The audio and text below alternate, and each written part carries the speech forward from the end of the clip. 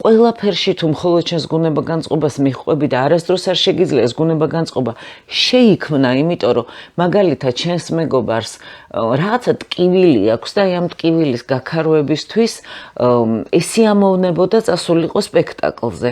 და აი შენ კიდე იმ დღეს გერჩივნა, რომ ყოფილიყავი ჩაი ჩაგეწრუპა შენთვის ადიალის ქვეშ და წიგნი წაგეკითხა, მაგრამ შეიქმნი განწყობას და წახვალ. იმიტომ რომ შენთვის ეს სოციალური ურთიერთობა არის ძვირფასი. აი ეს დოზა, აი ამ ადამიანების მიმართ გაღებული ხარკის, ჩემი აზრით, კარგ სოციალურ უნარებზე, კარგ ემოციურ ემპათიაზე, ემოციურ თანაგრძნობის უნარზე მიუთითებს. ამიტომ შვილებს ერთი რამ უნდა ვუთხრათ, რომ ყველაზე მნიშვნელოვანი არის ღირებულება. ეხლა შეიძლება ძალიან რადიკალური რამ ვთქვა, მაგრამ კონფორმიზმი შენ არ უნდა იყო ღირებულების მიმართ. აი მაგალითად, ჩემი ღირებულება არის, რომ ადამიანის დაცინვა, ამოთხუპნა, მისი დამცირება არის არაზრდასრულობა და საშინელება.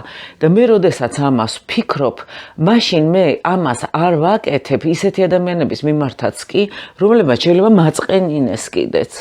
მაგრამ ეს ჩემი მყარი ღირებულებაა და ამიტომ მე რო ვხედავ, რომ ვიღაცაზე ხორხოცებს და წრეში ყავთ ვიღაც შეგდებული, თუნდაც ვირტუალურად, აი ვიღაცის ფოტო უდევთ და მიდის ციცილ კისკისი, მე ამაში მონაწილეობას არ მივიღებ და არც ჰაჰას არ დავსვამ, მიუხედავად იმისა, რომ შეიძლება ამას აკეთებდეს ისეთი ადამიანი, რომელსაც რაღაც სხვა ადამიანური თვისებების მხრივ მომწონდეს ის ადამიანი და გარკვეული მეგობრობა თუ ფრენდობა თუ რა ვიცი, რაღაცა ტიპის მცირე კონტაქტი მასთან მქონდეს, მაგრამ რაღაც ნაწილში, რომელი ნაწილიც მე ამ ადამიანის მომწონს, მაგრამ რაც არ მომწონს, იმაში არც წავაქეზებ, არც მხარს დაუჭერ, არც დავახითხითებ და არც აი ეს არის ღირებულება, სადაც მე კონფორმიზმს არ დაუშვებ, იმიტომ რომ მიმაჩნია, რომ ეს არის უკადრისი საქციელი. და ამ შვილებს უნდა ავუხსნათ ის, რომ ჯერ განამტკიცონ ის ღირებულებები, როგორ ადამიანებათაც მათ უნდათ, რომ ჩამოყალიბდნენ საერთოდ და შემდეგ დარჩნენ ამ თავისი იდეალების ერთგული.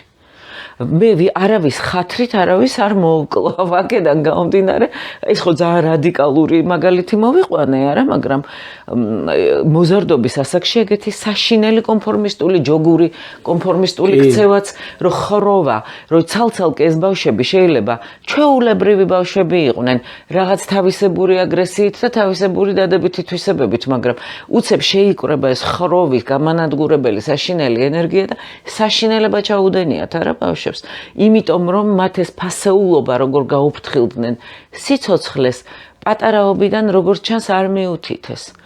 ბაყაყი რო გაბერეს თუ კატა რო გაატყავეს, ეთყობა აი მაშინ არ მიუთითეს.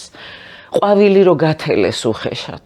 მაშინ არ უთხრეს, რომ ეს ყვავილი ცოცხალია. ის მშობლების როლთან მივდივართ, რომ მშობლებმა უნდა ვასწავლოთ ეს პატარაობაში. ვასწავლოთ დიდაქტიკით არა. ქცევით. თქვენ უნდა აფასებდეთ სიცოცხლეს. ხო, ანუ ქცევით, ანუ ის ყვავილი პირობითად მე თუ გავთელი აუხსნა შვილს, რომ ჯობდა გვერდზე გამევლო და არ გამეთელა. თქვენ უნდა სიცოცხლით აღტაცებას თუ გამოხატავთ, რომ რა ლამაზია. და მე თქვენ გაჩვენებთ ახლა ჩემი ვარდების ჩანჩქერს. რა ლამაზია, რომ გავალთ მე. ვარდების ჩანჩქერი უკვე რა ლამაზად ჟღერს. საოცრებად ნამდვილი ჩანჩქერია. ეს არის რაღაცა შენ თუ ამბითი აღტაცება არ შეგიძლია, ამას შე ვერ ასწავლი ბავშვს სიტყვებით.